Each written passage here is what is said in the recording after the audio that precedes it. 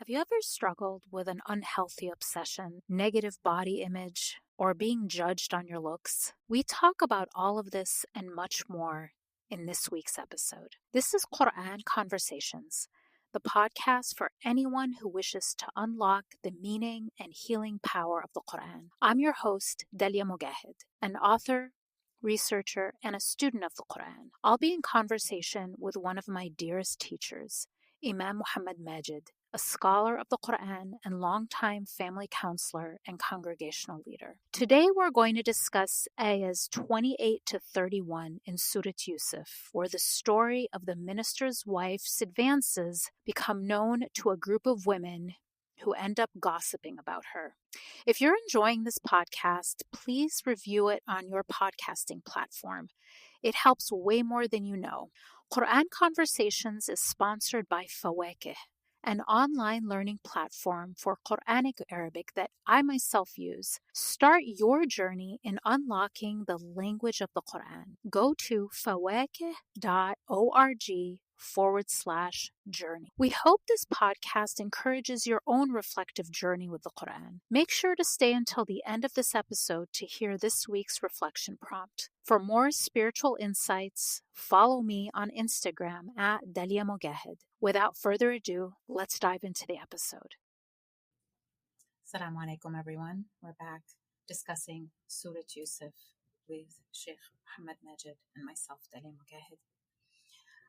We are on ayah 28, where a judge or a witness from the wife of Aziz has entered the story and is judging whether or not Yusuf is telling the truth. So we're at the point where he basically reaches a verdict.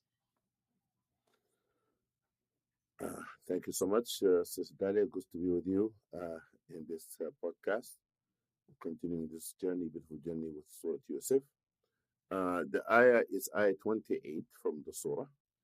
أعوذ بالله من الشيطان الرجيم فلما رأى قميصه قد من دبر قال إنه من كيدكن إن كيدكن عظيم. So when he saw his shirt had been ripped from behind, he said, "Surely it is a guile of you women. Surely your guile is great." So let's start discussing this ayah. It's a very important ayah to talk about for a number of reasons. One of which is that it's often misused to generalize about women as being conniving and not to be trusted. So we should discuss that part and also just the meanings of this ayah within the story, inshallah. Yeah. What is interesting in this is that this judge want to establish a criterion by which both of them would accept. Mm-hmm. Therefore, we're looking with forensic evidence. Yeah. For forensic evidence. But you see a man stand before you, and you see nothing happened to his shirt in the front, his shirt in front. The man saying that we were going to examine the shirt, but he can see the shirt is not being torn from the front because Yusuf talking to him. But yet, you wanted to have the Aziz, the husband, to realize that this is beyond just a claim. Something actually have happened. Let's examine the shirt, as if he knew the shirt being torn from the back. Mm-hmm. But he says, let us examine whether the front and the back. فلما رأى قميصه, when he saw the shirt that being torn from the back, قال إنه من كيدكن إن كيدكن عظيم. Imam al-Nasafi says هذا خطاب لها ولأمتها. It was talking to her particularly and her servant, not for all the women of the world.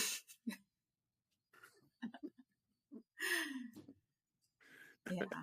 Because this really means, misunderstanding of the verse. And people says, oh, okay, the kunnabi, talking to women. Therefore, it is the Imam al-Nasafi rahimahullah says this is خطاب لها ولأمتها, was for her and her servant. Yeah, you guys always plot because the guy knows her very well. He's her relative. Yeah. So I know you. You plot. You're good at it. You're good at it. Talking to not to all the women of the world. The word kaid is intentional plot, that a person plot, but also work a lot on the plotting, like يكيدون كيدا وأكيد كيدا. Allah subhanahu wa ta'ala. كيد الشيطان ضعيفة. Quran says the shaitan has kaid, but it's weak kaid. And therefore, this expression of this man, many people think Allah saying that. Allah narrating what this man have said. Even to them, for him, the kaid is azim. But that's in his eyes. That's his perceptions of the kaid. Yeah. Therefore, that people quoting this, they saying Allah said, kaid kunna azim. Allah quote Allah subhanahu wa ta'ala saying this, quoting the man who was the judge. Right. We don't attribute to Allah subhanahu wa ta'ala as Allah subhanahu wa ta'ala mentioned a vertical women of the world. This is Allah's word. Yeah, it was funny when I was memorizing this with my teacher. She sort of joked, "This is every man's favorite ayah," and I, the one that they memorized so well. No, it's not a verdict on all women, and it's it's specific to the situation and the context and the woman herself. And in fact,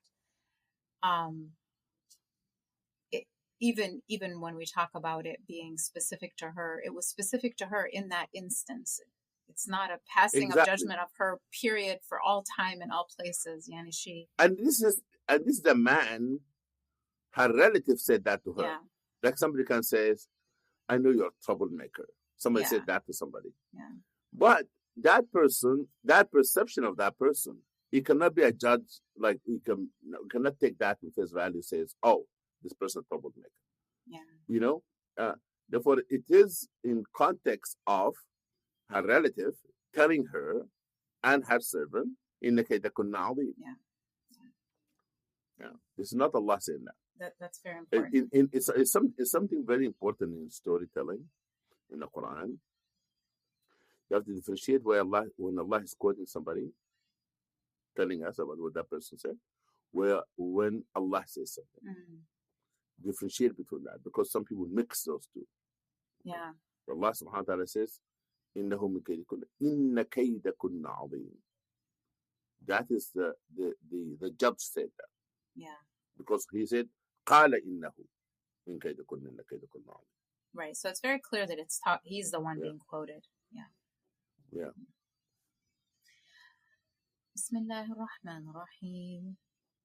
يوسف أعرض عن هذا واستغفري لذنبك إنك كنت من الخاطئين. Yusuf, turn away from this, and, oh, my wife, ask forgiveness for your fault, for your mistake. Surely you are one of the wrongdoers. So here, it's actually very interesting, because at first it appears that this incident was meant to just be let go and set aside and swept under the rug. Yusuf is told to just let it pass, and the wife is told to seek forgiveness, and that would have been the end of it.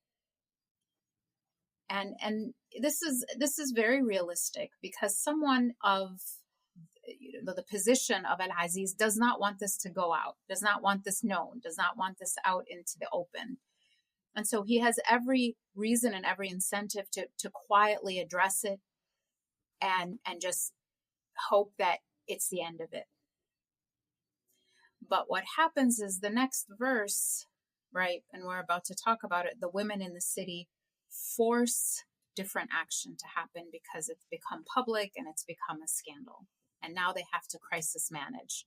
So it becomes from an incident in the home that he's going to just overlook and move on to crisis management.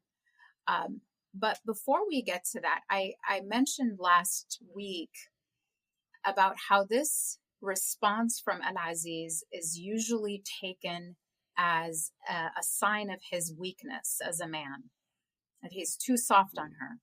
He doesn't really do anything. He just says, "Astaghfiri li dhanbik," like just, seek forgiveness for your mistake. And this is a sign of his weakness and his lack of character, basically, and a lot of criticism toward that. And I wonder if you could also just maybe comment on this idea that responding to your wife in this way is a sign of weakness or not. Yeah, there's a few things to be said about this verse. Number one, that after they discovered that, the judge did not say, "Huwa sadaq wa anti min al-kadibin." He didn't, although he says, then we'll see who spoke the truth, who lied. He said, "Kaydikun azim," yani you plot. Like as if it's a softer word where he's saying, this you're plotting. He didn't say you are a liar, you are this and that. كيدكن عظيم. Then the tajweed, if you look at the tajweed here, يوسف أعرض عن هذا. There's no غنى, there's no mad, there's nothing. Very quick. يوسف أعرض عن هذا. All of it is إظهار. يوسف أعرض عنها. For her, واستغفري لذنبك إنك كنت من الخاطئين. For the emphasis to her. Yes.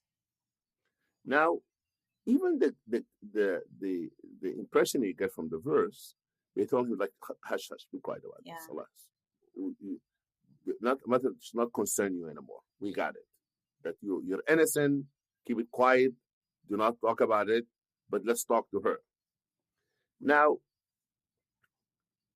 you have to know from our experience, watching people and celebrities, especially people in politics, how many times a person in high office would do something not good, but his wife would stand with him.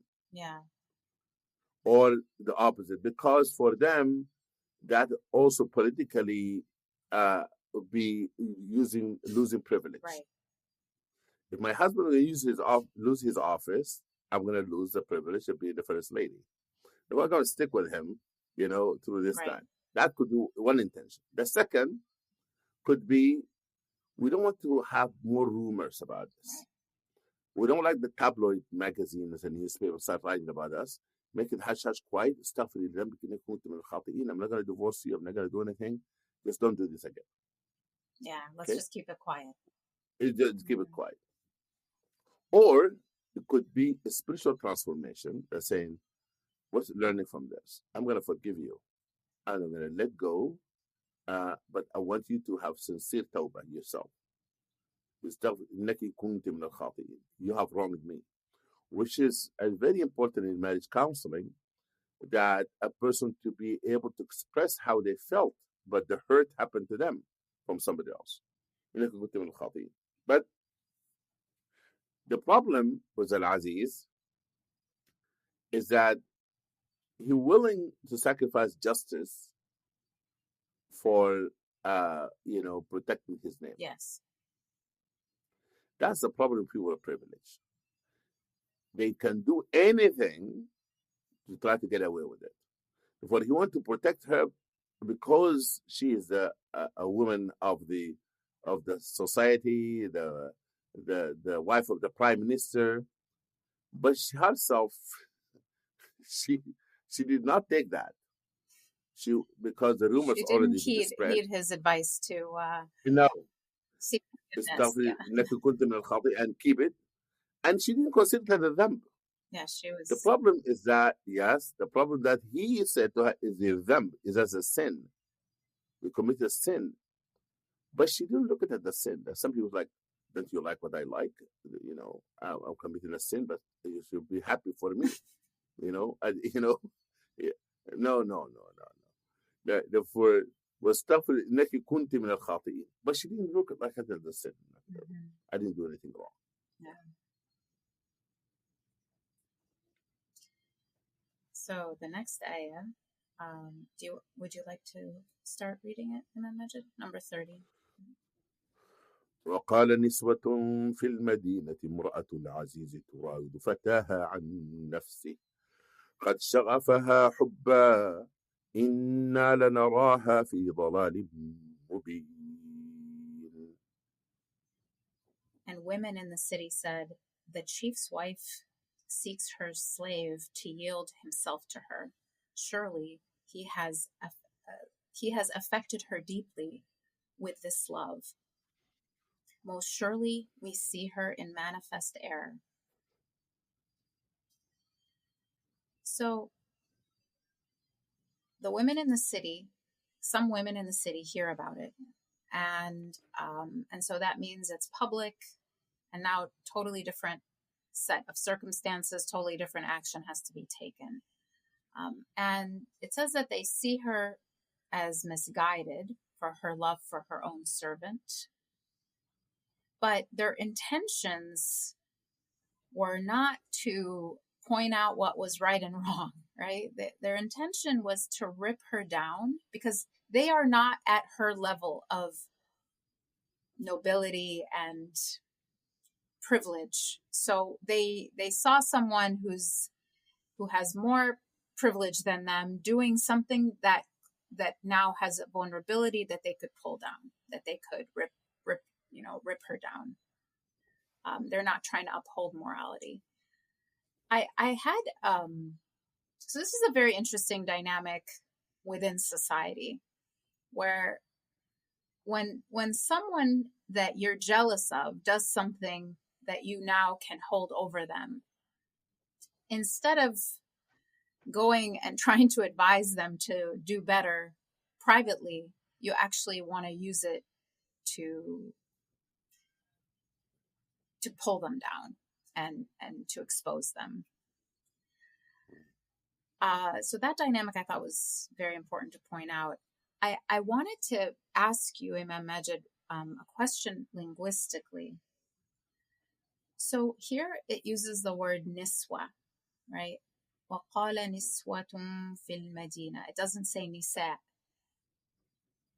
No. So what is the difference between niswa and nisa? And then also the verb waqala, which is singular masculine, being used with niswa, which is a feminine plural. Yeah, when this is niswa, we said this is ta'nith غير حقيقي. Means it's not an actual feminine word. ta'nith غير حقيقي. That's why you say waqala. Yeah, therefore this is though there's a ta'nith which is feminine, the word, but we said it is figurative. It's not. It's like an irregular irregular plural of the feminine. Yes. And so what are your thoughts on why the choice of niswa and not nisa? What is the difference between those two words? Because the niswa here, it shows you not many women in the beginning. And that's why scholars said that there were 5 women. 5 women, okay. They said the woman of the khabbaz, the baker, the wife of the baker, the wife of a saqi, the one who brought the water, the woman of the sajjan, the one who have, the prison guard, and the person who, the guard, and so forth. They said 5 women. And those 5 women, they are the one who come to know because they're intimate with the palace. Yeah. They're serving the palace. When they come to know from the other servant of her, this has happened. Yeah. So this is it. And They're not at her level of luxury. They're not at her level of money, exactly, privilege, prestige, and exactly, they started exactly. talking about her. Yeah. Um, by the way, can say in Arabic niswa or naswa, both يعني بكسر النون أو uh, you can say نسوة في المدينة أو نسوة في المدينة بالضم. Hmm. Ni or no, نسوة يعني both Arabic language is correct. Now when they start talking about her, now she said, "Who are those women? Really? You talking about me?" You know, tabloid newspaper. Um, قد شغفها حبا إنا لنراها بضلال مبين. Says shame on her. Yeah. This is not how a woman and her caliber should behave. Right. Now she wanted to defend herself. Mm-hmm. Instead of defending herself, she said to them, "Okay, listen, between me and my husband, he said to me, استغفري لذنبك إنك كنت من الخاطئين. I made tawbah and I want to keep your mouth shut. That's it. Forget about it. I'm not no longer interested in him." But she is so obsessed with Yusuf, alayhi salam, she become blind. And that's why her reaction to it is that I'm going to tell you how beautiful he is, how handsome he is, and you need to give me an excuse. You know, therefore she had defense. It's really like doubling down. Yeah, but, digging in her heels. Yeah, exactly. Yeah. And the word here, تراود فتاها عن نفسه. Fataha means the young man who grew up with her, the man that the shame they see in this is not just a man from the elite she fell in love with and so forth. This is supposed to be a man who grew up in her home. That's why he said Fataha. Didn't say تراود يوسف عن نفسه or الفتى عن نفسه. Fataha. They said her young man, the young man who grew up with her, the ghulam that he grew up in her house, are supposed to be like her own son. Right. That's the shame here. That's why it's shame to begin with, but they're saying it's more shame that she turawid al-ghulam. And also, as we said before, they talk about power dynamic. Yeah. How can you have your servant, you want to seduce your servant? Yes, like, how comes you can How do can that? you lower yourself like to that? Exactly. And then shagaf. The word shagaf is a very interesting word. Shagaf from the expressions of the heart, which shagaf al-qalb. Okay, that means they said it penetrate her heart and went to the fuad. That's what the ulama said. يعني it went through the heart to the fuad. So شغفها حبها. الشغف is the cover of the heart. The cover of the heart. حجاب القلب. حجاب القلب. Oh, okay. Or جلدة رقيقة is the skin, actually the physical skin that in the heart, very soft one. It's called the shagaf. Shagaf. Yeah, there is a membrane, like a very, very thin cover. Exactly that. There's an actual cover around the heart that's very, very thin. And one time I actually had an inflammation and it was hurting my heart. I thought I was having a heart attack, and it was just an inflammation in this thin membrane around the heart. That's called shagaf. Therefore, he says, الشغف حبة. That means the shagaf that penetrated that. That means it actually went through that layer around the heart. Exactly.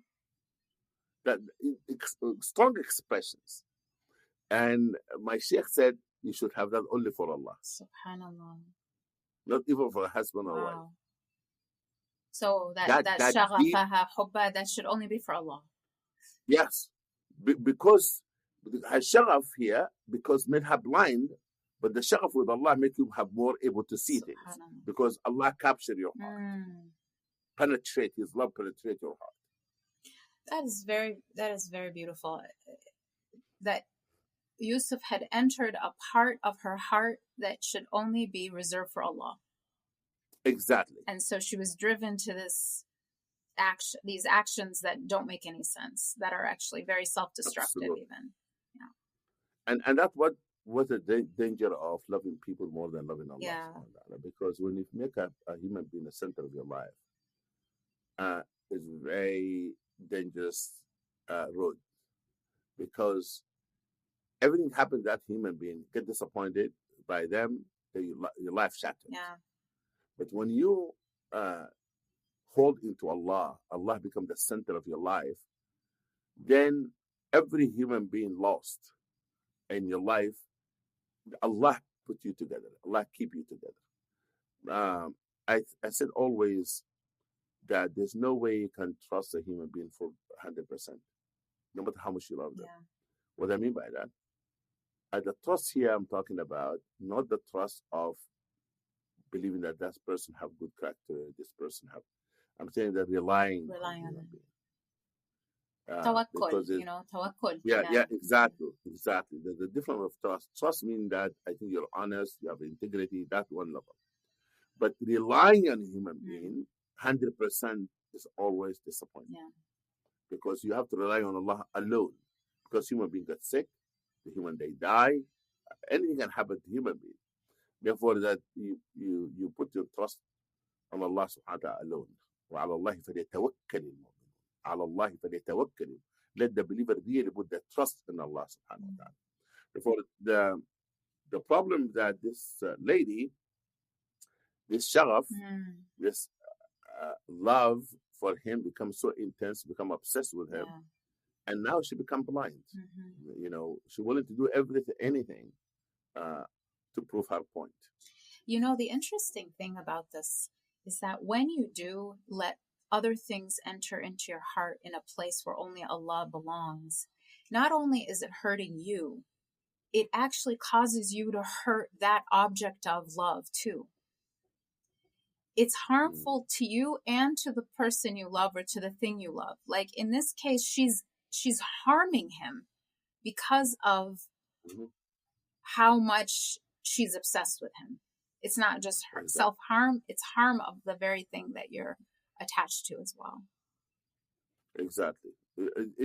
Because she wants to possess him. She wants to possess him, yes. You want to own him.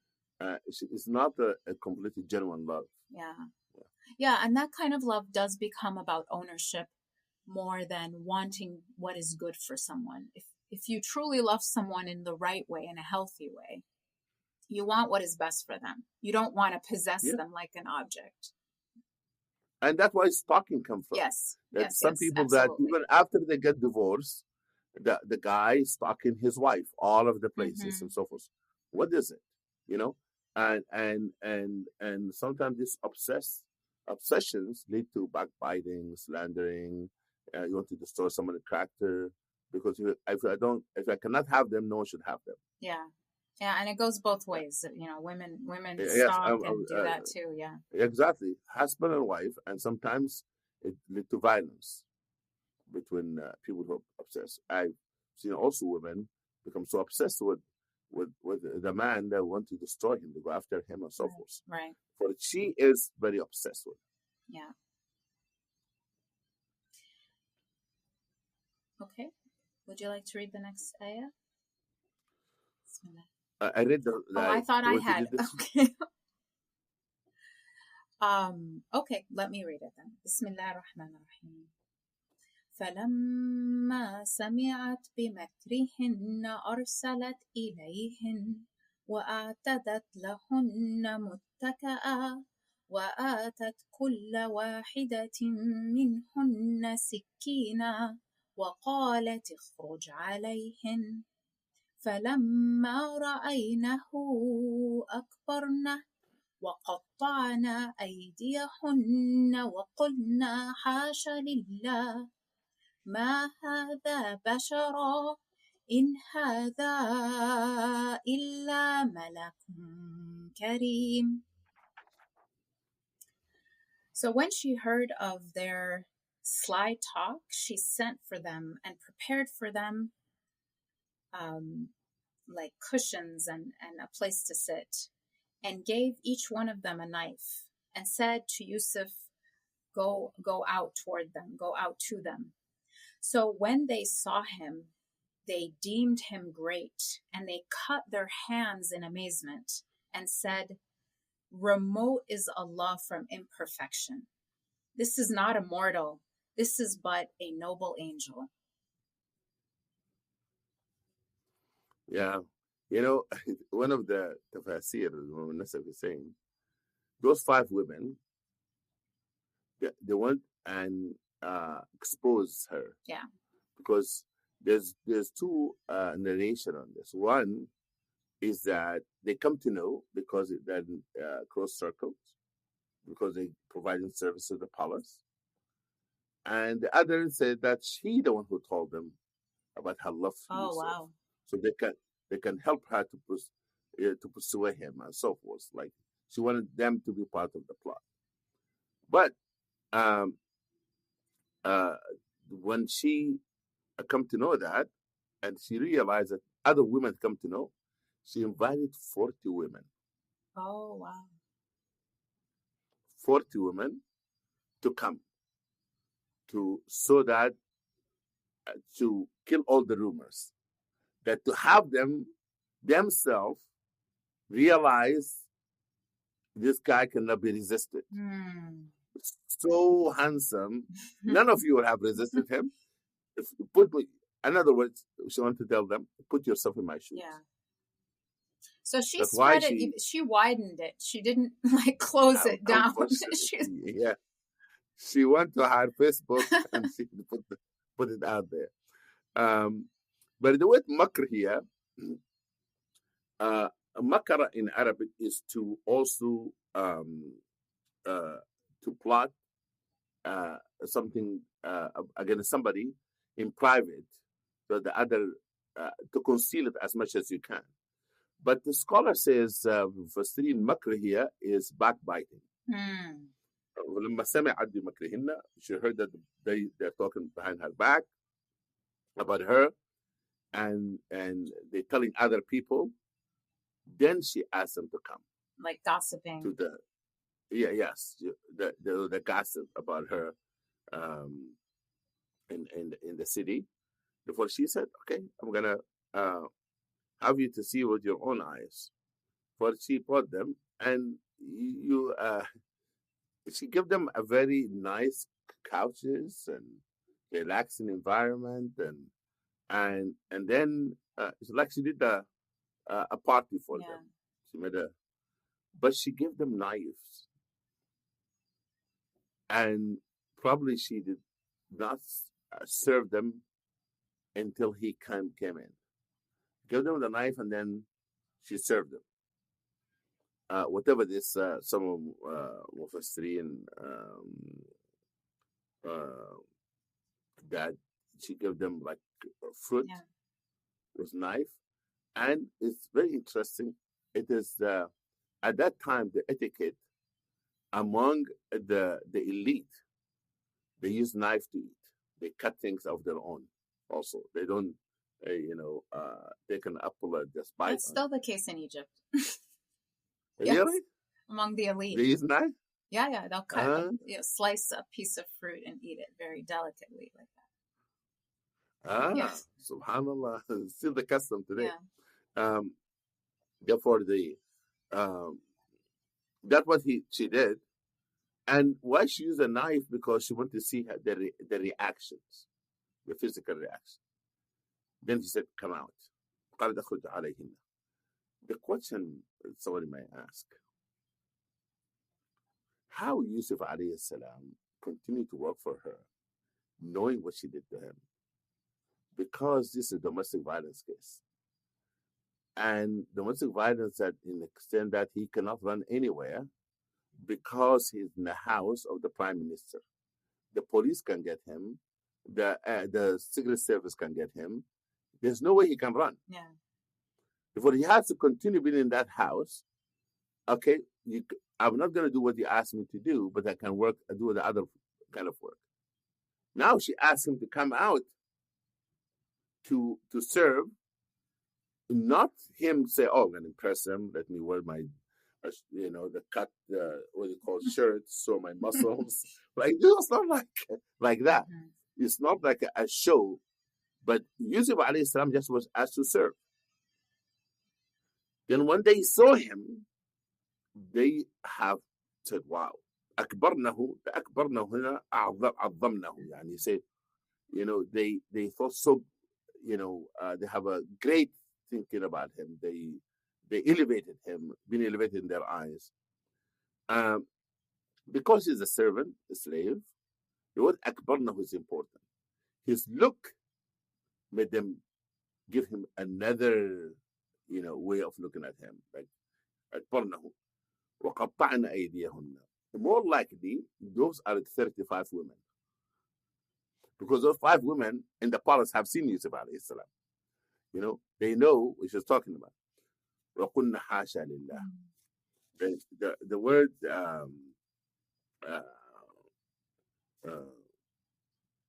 أكبرنا in Arabic has many meanings, but here it meant to that they have recognized his beauty. وَقُلْنَا حَاشَا is a expression in Arabic. If somebody says something bad about somebody, they say, "A'udhu billah, hasha lillah." It's not true about him. Okay, hasha. You want to say, hasha ala Rasulullah, never lied. Hasha ala Rasulullah, never have cruelty. Hasha is something that you use as an expression to deny or to negate a quality that's not befitting for somebody. قل حاشا لله. Now, when it says حاشا لله, and here they attribute to Allah subhanahu براءة الله وتنزيه الله. ما هذا بشر. This is not a human being. Yeah. He's an angel. هذا إلا ملك كريم. Right, if you believe that he's an angel, why you ask him to commit sin? Only they attribute him as an angel to his look. No, but they need to realize that because he acting as an angel, he's resisting this. It's not only the look. And by the way, it's very interesting in different culture how people think about angels. I don't know. There was a show in America. It's called Touched by an Angel. Right. You heard Yes. Yeah. And they called nurse angels and so forth. Angels always been, an expression of a good character, a good personality. The same thing at that time. Right. هذا إلا ملك كريم. But they're talking about him here in his look, in his beauty. Yeah, absolutely. And in tajweed, in هذا إلا ملك. This is really for sure.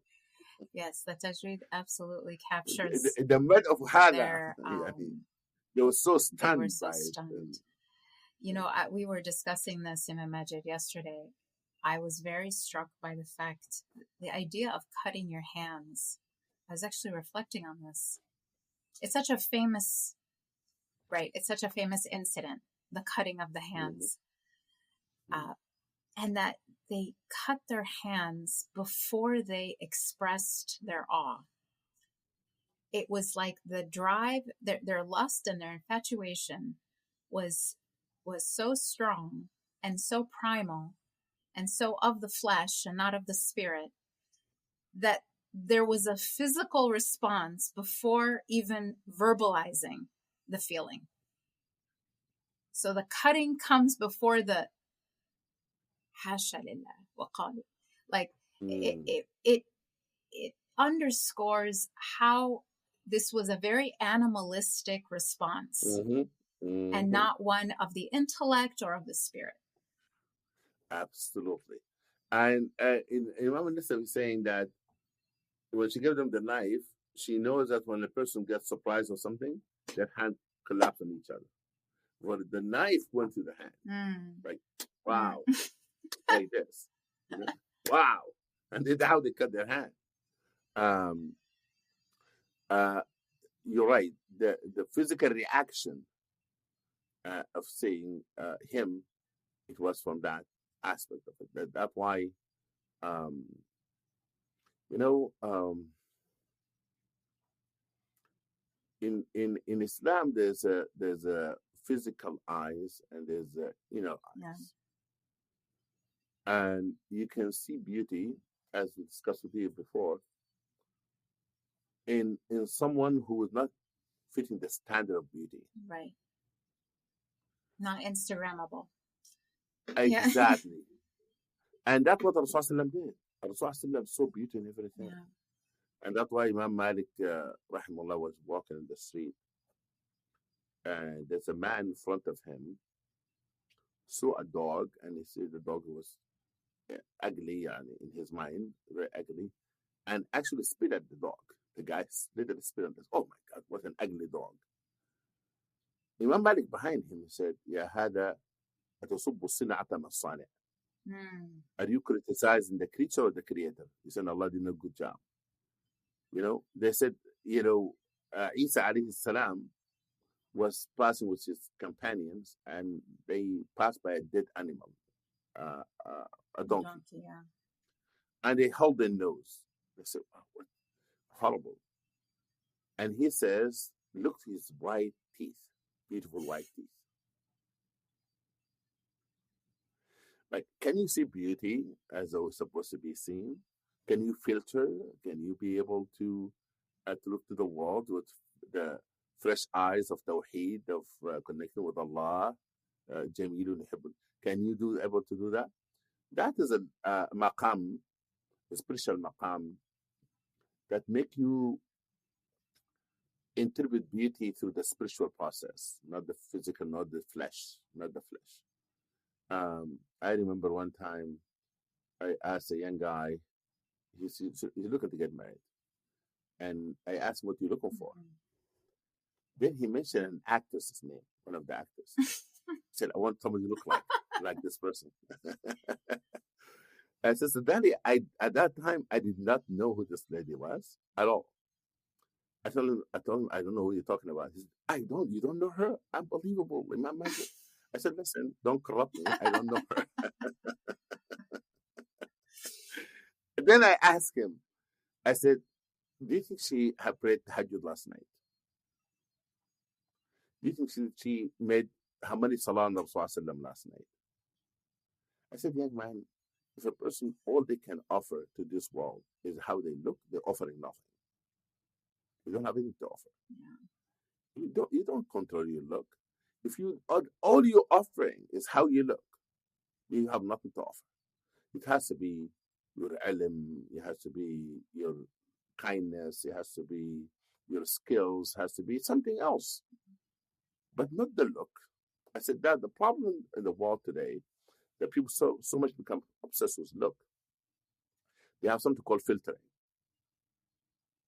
You heard that concept? Mm-hmm. Filtering, that a person have to filter themselves in Instagram, the youth and young people, and depressions. People become depressed because they don't fit the stereotype. They don't fit how the society wants them to look like, and they get obsessed and they get upset about how they look. Sometimes people don't like the color of their skin. Some people don't like the feature of their faces and so forth, and become obsessed because society put a lot of emphasis on the physical look. Outward, and they forget about the inward. And that's what we need to, from the spiritual perspective, to change the mindset of people. It's very important to have people to like and to love who they are, and to be comfortable under their skin. Yeah, and what makes Yusuf such an example for us all is that he's not obsessed with his own looks. That's not where he puts his emphasis. And in fact, his beauty was only a source of pain for him, actually, Yes. and not privilege. He was Absolutely. he was tested with it, and what his one, the one audience he cared about was Allah. And Allah was looking at the beauty of his heart. And that's why he was called a muhsin, which is the beauty of character. And these women only saw his external beauty. And as a result, it was because of that he was actually sent to prison. Because, right, we just said that he was told by her husband, just don't talk about this. Let's just put this behind us. Let's move forward. And it was when this whole thing became public and it became a scandal that he now needed to be scapegoated. They needed to manage this crisis by putting him in prison. And it was all because of his beauty that this happened. And I think I've written about this, especially for young women. We really grow up so often very focused on the way we look physically. And you talk about, body image and people being, dissatisfied with their external beauty. And we've been sold this lie in media and, in society that if we are incredibly, extremely beautiful, we will get love. We will get the perfect love. And that's what we all want, right? We all want to be loved. And we think, well, we're only going to be worthy of love if we are perfect in the way we look. Because in all the movies, the beautiful girl is the one who's loved, and her less than perfect, average best friend is always single and has nobody around her, right? All these romantic comedies. And so we have this lie in our mind that this is how we attract perfect love, when actually the opposite is the case. In fact, there are studies that show that exceptionally beautiful women end up more often getting divorced than people who kind of just look like normal people. Like supermodels very rarely have healthy relationships. So the idea is if the one whose opinion matters the most truly is Allah, what ends up happening is you become a magnet for the right kind of relationship. And so the shift in focus is so important right now. No, this is really, really wonderful what you just said. I think that our audience, I hope that every one of us can relate to this, what you just have said.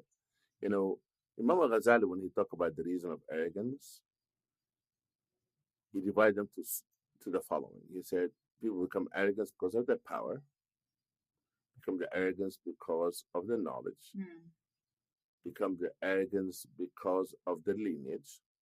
Like, I have an American passport, you don't, and the beauty. And he said there's many people, this arrogance led them not to live healthy life, the arrogance of beauty. Like all of them make a person not to be able to live healthy life. But when it comes to the beauty, that the woman who's very beautiful, maybe she become arrogant in treating her husband like, I could get in any man, right. other than you. Right. And the handsome guy said that something to his wife, like, I want to walk in any restaurant, woman looking at me and said, I have it. Something nonsense that people say sometimes. I still have it, all of that. And therefore misunderstanding the essence of our being, and become obsessed only with our physical look. It's really doing injustice to ourselves. That doesn't mean, by the way, a person should not appreciate and thank Allah subhanahu wa ta'ala for how they look. Rasulullah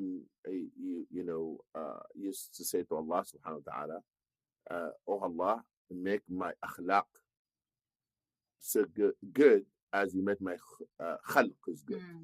Hassan khuluqi kama hasanta khalqi. Because that what the matter is khuluq. Because the khalq you have no control over, which is the creation of physical body, but the akhlaq we have something to do with our behavior and control and change. We can make the change that we need to make. The other aspect of this that Rasulullah used to beautify himself. Right. That doesn't mean that Muslims should disregard how they look. He used to have kuhul. I felt with kuhul today, or a man with a kuhul. I don't know how we're going to look at Yeah, it. that's But also beauty has social context on it. Okay, very interesting. If you go to deep in Africa, that men or women they do something to their body, to the skin, to beautify themselves. Somebody else consider not beauty, right. but therefore the beauty sometimes has context.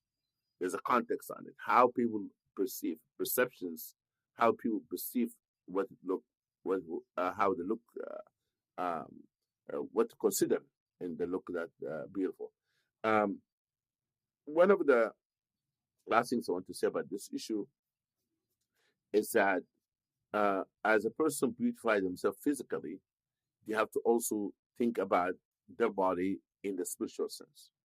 And my daughter actually have started the halaqa for girls, and they will talk about the beauty of their eyes, how to beautify the eyes, but they look about it from the spiritual perspective. What Allah wanted to use eyes for, and so forth. And the ear, they may have try different earrings for high schoolers and to beautify their ears, but also the inner beauty of the ears and so forth. And that is something that you do when you make wudu. When you make wudu, when you wash your face with water, you have to ask Allah subhanahu wa ta'ala to beautify this face, not only in the physical sense, but you want it to have your face always toward the Qibla. Mm. وجهت وجهي الذي فطر السماوات والأرض. You want your ears always to be protected from listening to haram, your eyes, and so forth and so on.